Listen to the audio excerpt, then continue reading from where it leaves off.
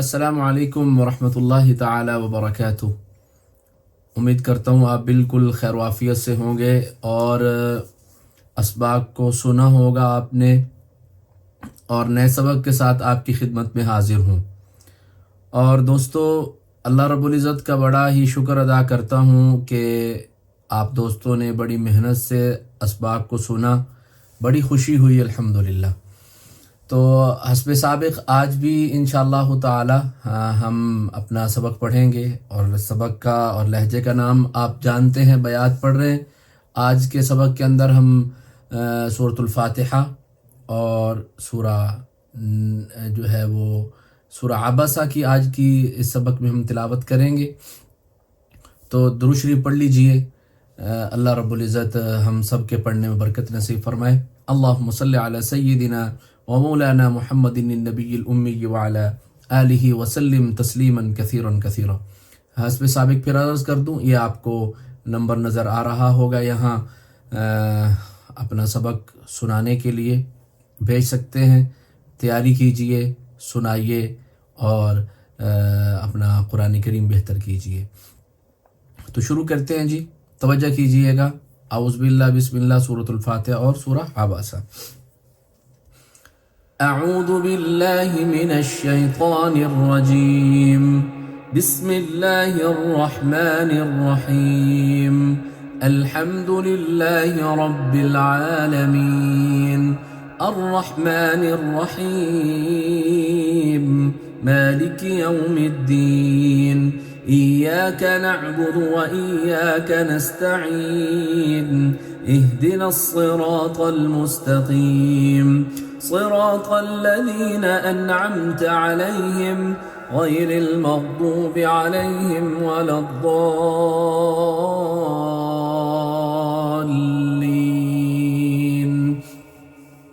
میں نے اس سے پہلے جتنے بھی سبق ہوئے ہیں ان کے اندر بھی یہی بات عرض کی ہے آپ کے سامنے کہ بالکل بغیر تکلف کے پڑھنا ہے، کوئی پریشانی نہیں ہے اس کے اندر۔ آپ ملا کے پڑھیں، آپ آیت آیت کر کے پڑھیں، ڈیپلی جانے کی ضرورت ہی نہیں ہے اس کے اندر بہت زیادہ۔ بس آپ نے شروع کرنا ہے الحمد للہ رب العالمین الرحمن الرحیم مالک یوم الدین۔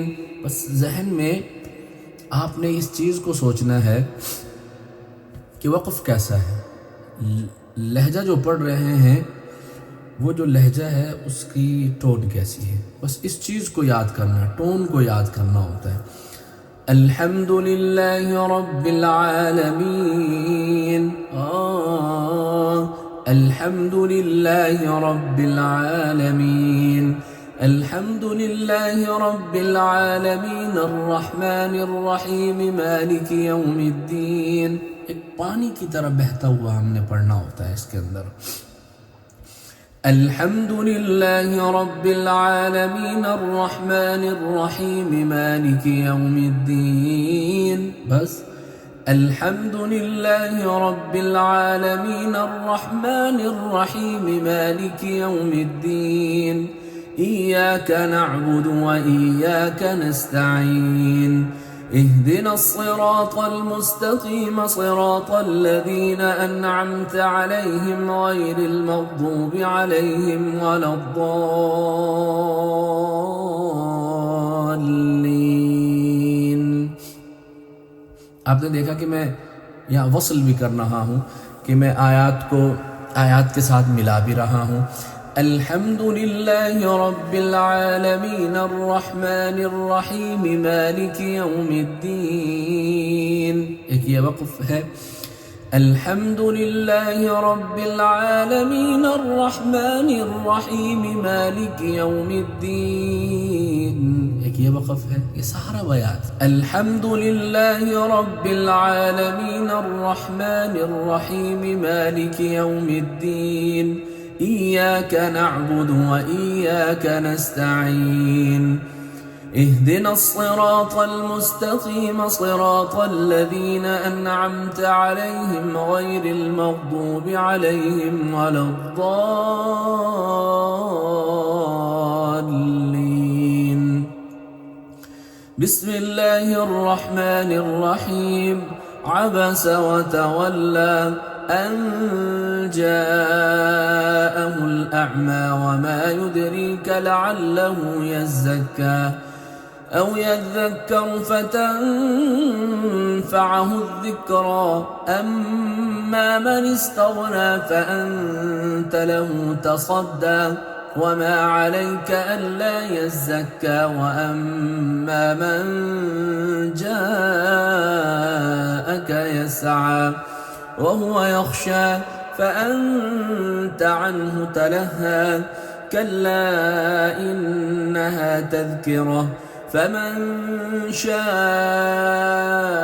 ذكره في صحف مكرمة مرفوعة مطهرة بأيدي سفرة كرام بررة قتل الإنسان ما أكفره من أي شيء خلقه من نطفة خلقه فقدره ثم السبيل يسره ثم أماته فأقبره ثم إذا شاء أنشره كلا لما يقض ما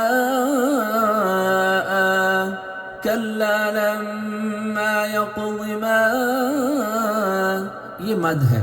جس طرح میں نے اس سے پہلے اسباق جو تھے ان کے اندر آپ کو غنہ کے حوالے سے بتایا تھا، تو یہاں یہ غنہ اور مد اس کا تھوڑا طریقہ دیکھ لینا چاہیے.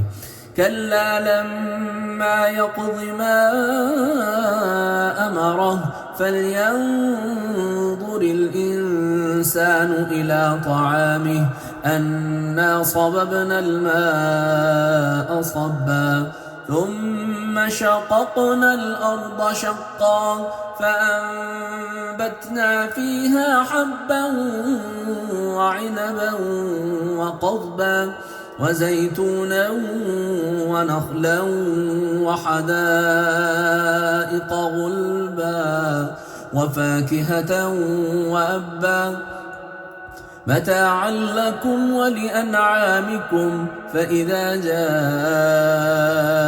الصاخة يوم يفر المرء من أخيه وأمه وأبيه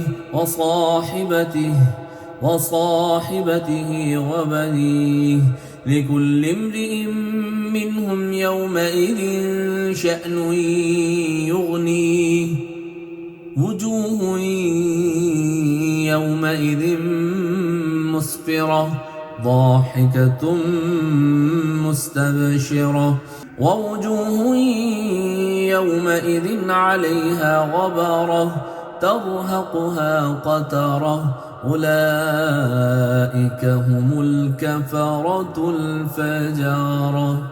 الله أكبر.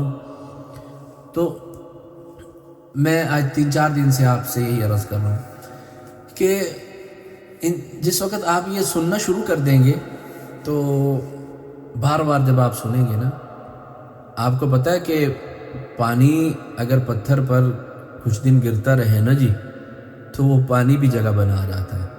تو کچھ بھی نہیں کرنا ہے، صرف سننا ہے، بس بیٹھنا ہے. قرآن کریم ویسے بھی سننا ثواب ہے، اور بغیر تکلف کے کچھ بھی کوشش، یعنی کچھ بھی اس میں نہیں کرنا ہے کہ آپ نے کوشش یہ کرنی ہے کہ میں نے بغیر تکلف کے پڑھنا ہے.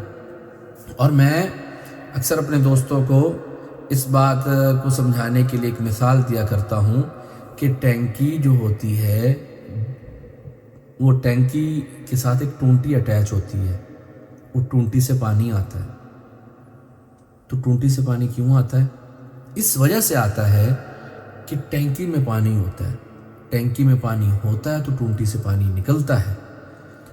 تو اگر ٹینکی میں ہی پانی نہ ہو تو ٹونٹی سے پانی کیسے آئے گا؟ تو اس لیے اپنے اندر پہلے آواز کو سٹور کرنا ہے. تو یہ آواز کو سٹور کرنے کا ایک یہ طریقہ ہے کہ آپ مجھے سنتے رہیں. مجھے نہ سنیں، میں آپ کو ایک بتا سکتا ہوں کہ یہ ایک آواز ہے.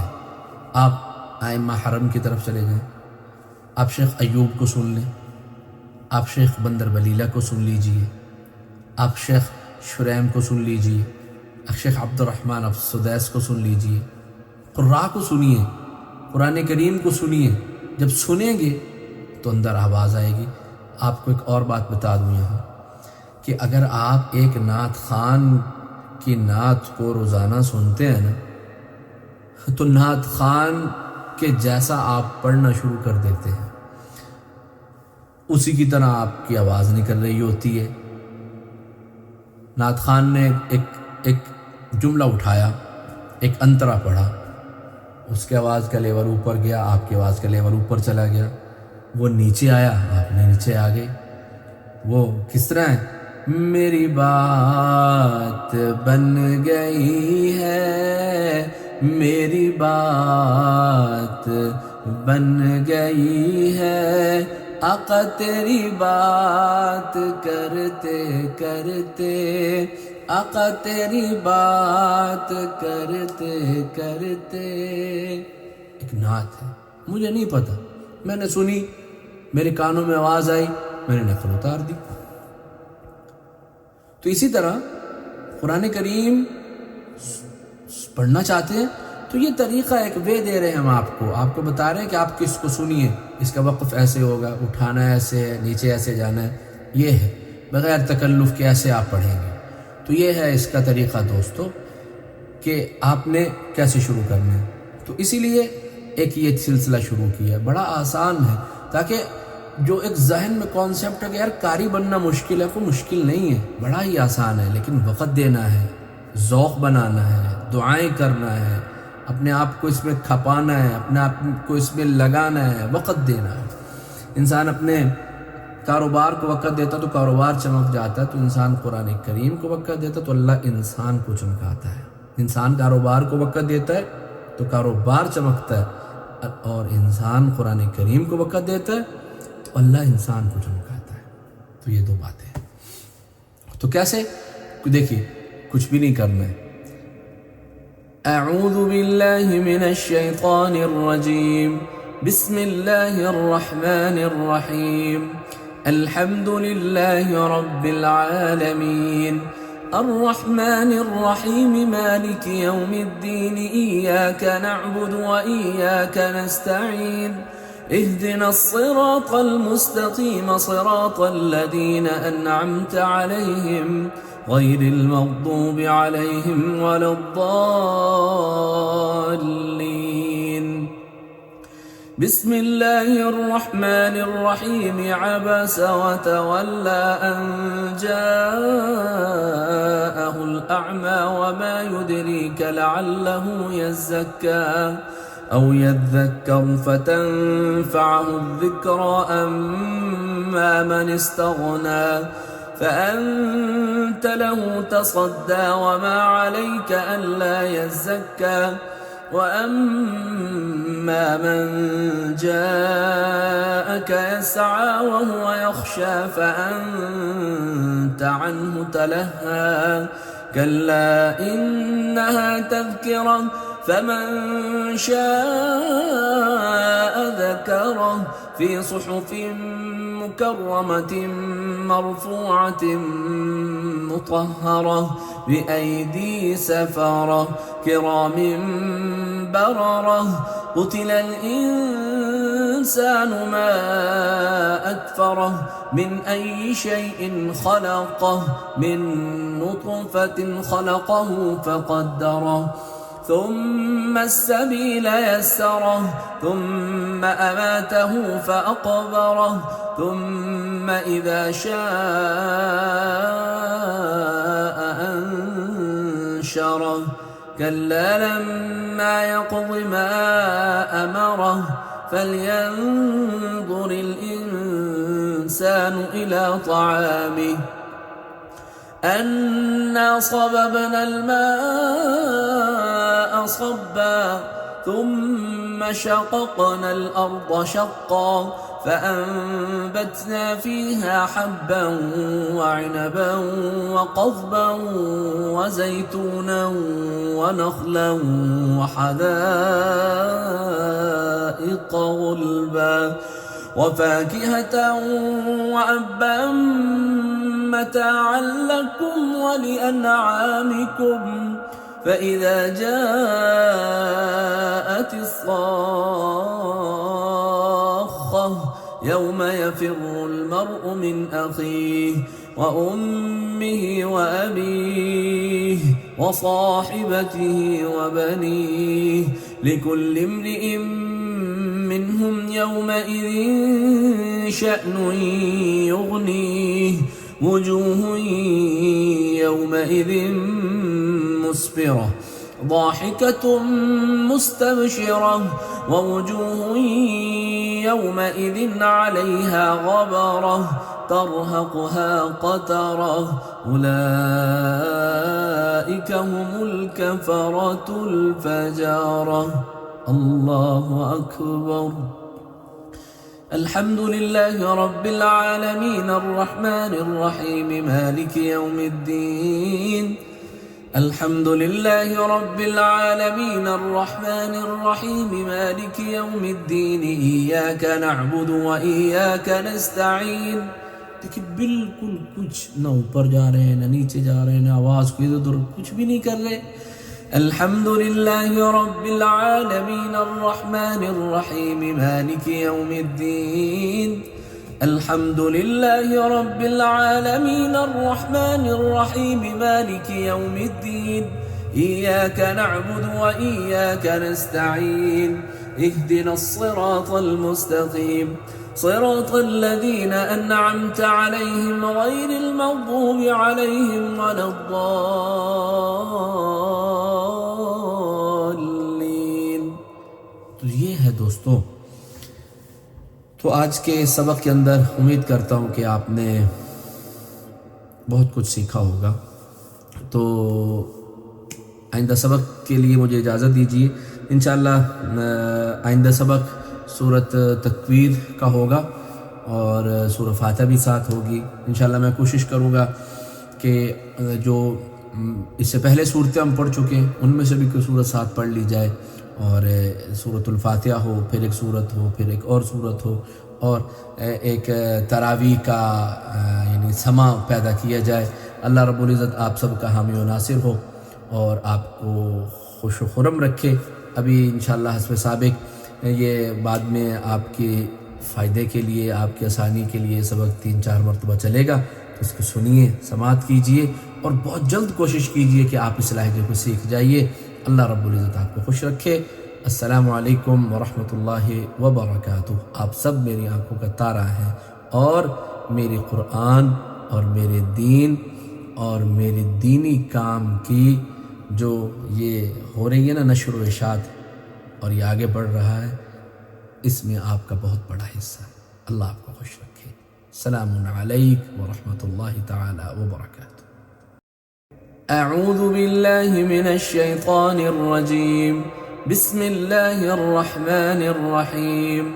अल्हम्दुलिल्लाहि रब्बिल आलमीन अर्रहमानिर रहीम मालिकि यौमिद्दीन। इय्याका नअबुदु व इय्याका नस्तईन। اهدنا الصراط المستقيم صراط الذين أنعمت عليهم غير المغضوب عليهم ولا الضالين.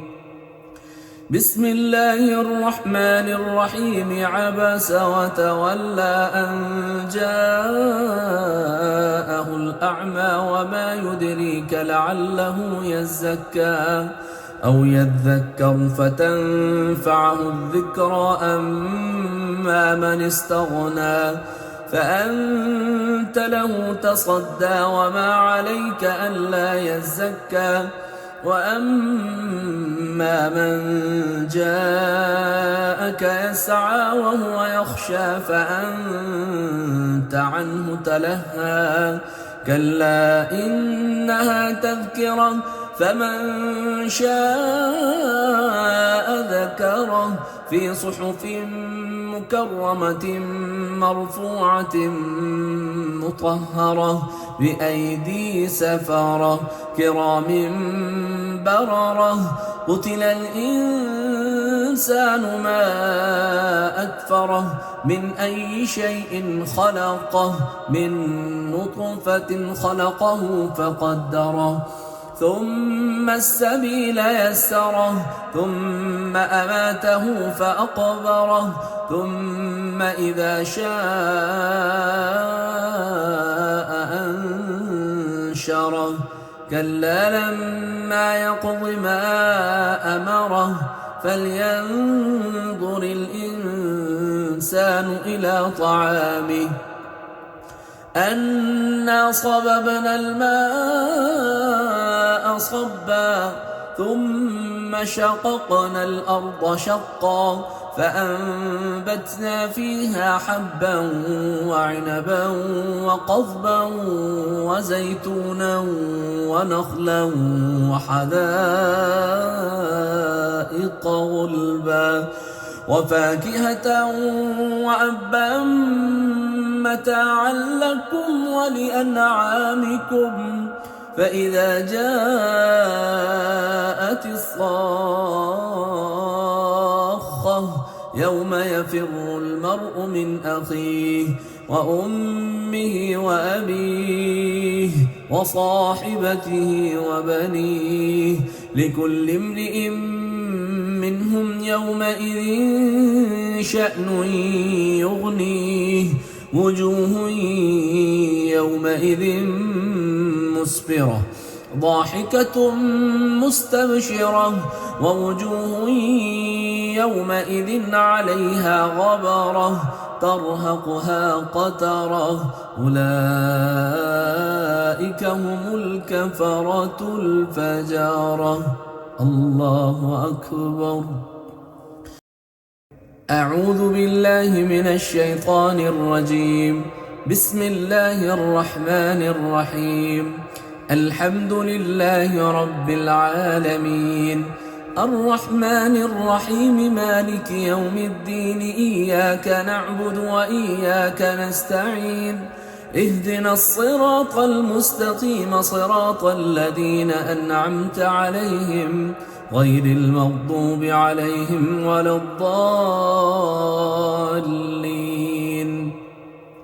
بسم الله الرحمن الرحيم عبس وتولى أن جاءه الأعمى وما يدريك لعله يزكى أو يذكر فتنفعه الذكرى أما من استغنى فأنت له تصدى وما عليك ألا يزكى وأما من جاءك يسعى وهو يخشى فأنت عنه تلهى كلا إنها تذكرة فمن شاء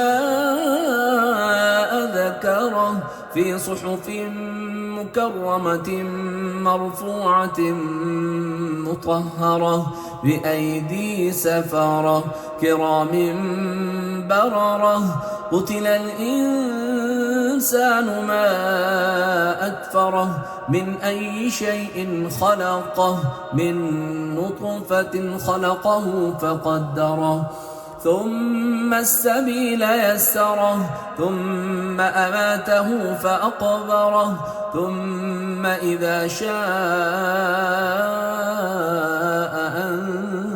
أنشره كلا لما يقض ما أمره فلينظر الإنسان إلى طعامه أنا صببنا الماء صبا ثم شققنا الأرض شقا فأنبتنا فيها حبا وعنبا وقضبا وزيتونا ونخلا وحدائق غلبا وفاكهة وأبا متاعا لكم ولأنعامكم فإذا جاءت الصاخة يوم يفر المرء من أخيه وأمه وأبيه وصاحبته وبنيه لكل امرئ منهم يومئذ شأن يغنيه وجوه يومئذ مسفرة ضاحكة مستبشرة ووجوه يومئذ عليها غبرة ترهقها قترة أولئك هم الكفرة الفجرة. الله أكبر. أعوذ بالله من الشيطان الرجيم. بسم الله الرحمن الرحيم. الحمد لله رب العالمين الرحمن الرحيم مالك يوم الدين إياك نعبد وإياك نستعين اهدنا الصراط المستقيم صراط الذين أنعمت عليهم غير المغضوب عليهم ولا الضالين. بسم الله الرحمن الرحيم عبس وتولى أن جاءه الأعمى وما يدريك لعله يزكى أو يذكر فتنفعه الذكرى أما من استغنى فأنت له تصدى وما عليك ألا يزكى وأما من جاءك يسعى وهو يخشى فأنت عنه تلهى كلا إنها تذكرة فمن شاء ذكره في صحف مكرمة مرفوعة مطهرة بأيدي سفرة كرام بررة قتل الإنسان ما أكفره من أي شيء خلقه من نطفة خلقه فقدره ثم السبيل يسره ثم أماته فأقبره ثم إذا شاء أنشره كلا لما يقض ما أمره فلينظر الإنسان إلى طعامه أنا صببنا الماء صبا ثم شققنا الأرض شقا فأنبتنا فيها حبا وعنبا وقضبا وزيتونا ونخلا وحدائق غلبا وفاكهة وأبا متاعا لكم ولأنعامكم فإذا جاءت الصاخة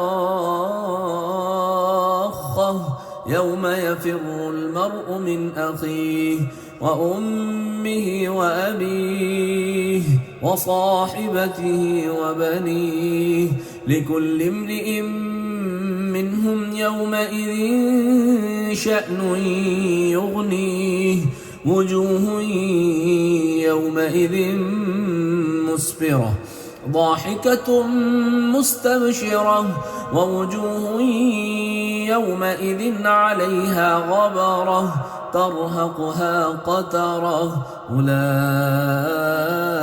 هم الكفرة الفجرة. الله أكبر.